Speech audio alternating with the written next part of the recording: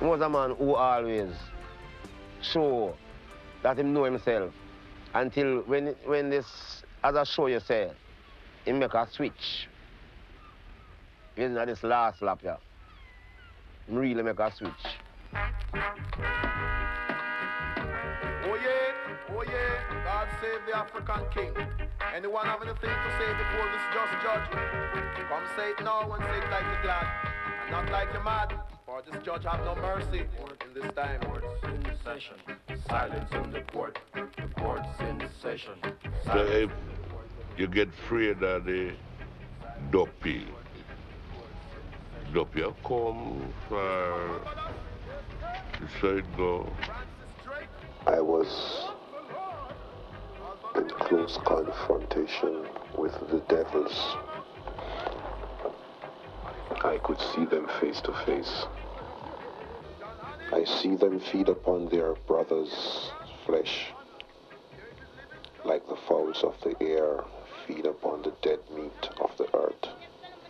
I see everything that is deadly upon creation invented, arranged to assassinate those who speak the truth.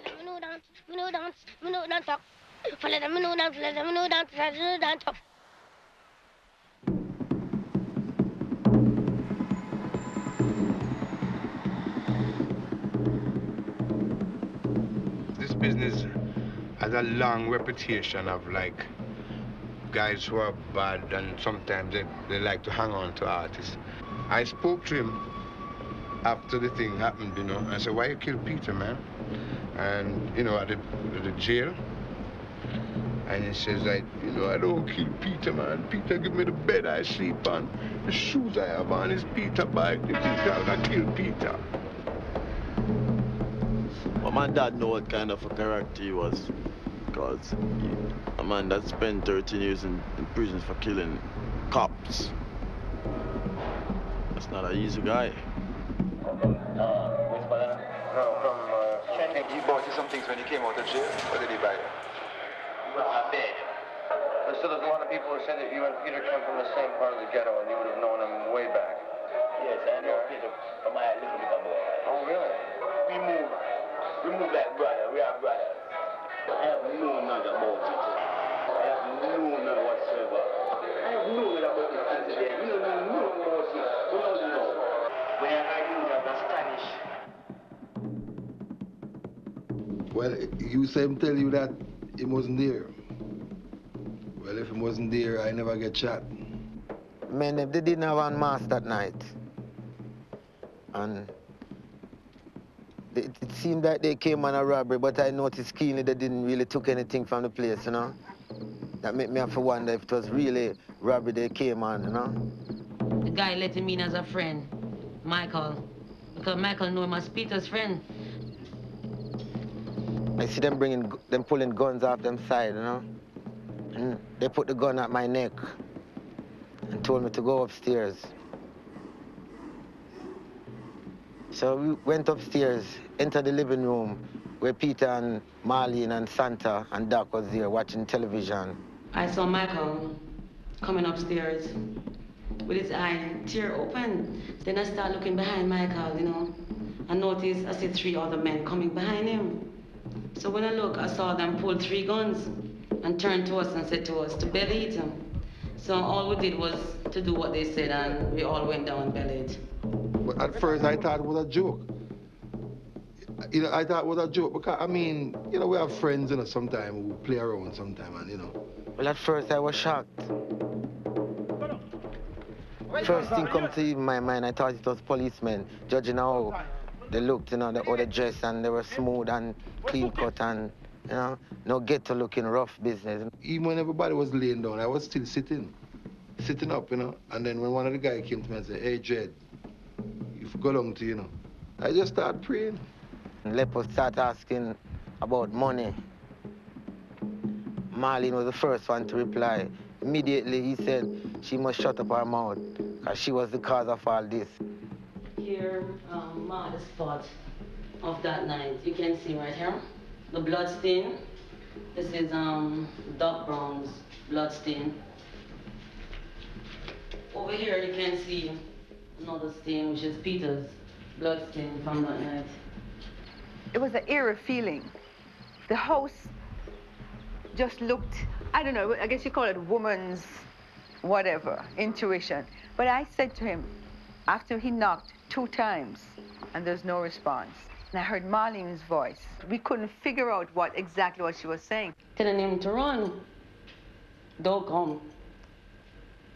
So I thought more or less that Freya would run. And one of the guys said to me, shut up your mouth, or shut in your mouth.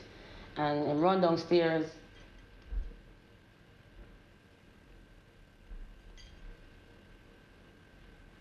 Now, as we got up to the top of the stairs, we saw everybody on the floor.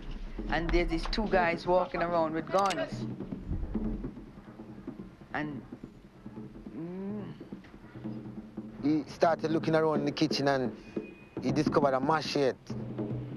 And he came back over to us and he came to Peter and said, if you don't give me the money we have in the house, I'm gonna chop off your head.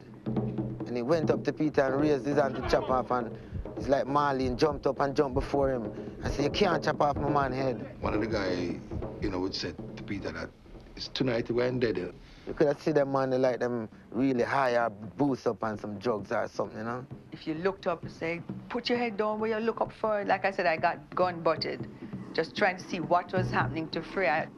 The last things I can remember Peter saying to them is, I have no money. I really have no money in the house. This is what I heard, okay? I never heard any arguments about any deals that were done and never gotten paid for. I don't care. I know they were sent. Because the order that they came in at it, Peter, you're dead tonight. Me come for kill you. Them words they mean never forget. Reggae superstar Peter Tosh and another man known as Doctor were shot dead at the Singer's Plymouth Avenue home at about 8:30 last night. 5 other persons, including popular JVC radio disc jockey were shot and wounded.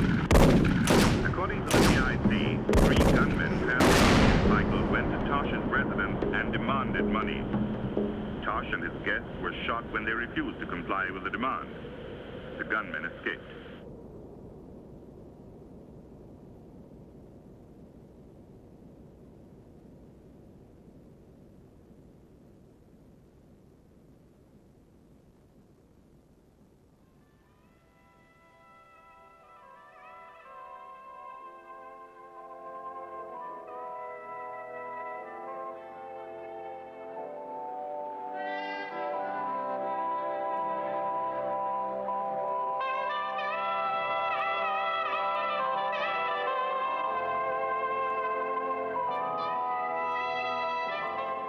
At the National Arena in the capital, Kingston, the Jamaican people mourn the loss of yet another of their reggae superstars, Peter Tosh.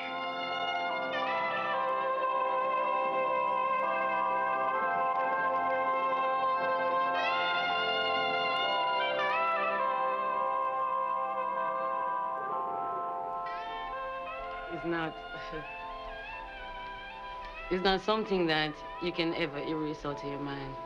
And I thought more than less to get over this is come back to this house, live into it and face it.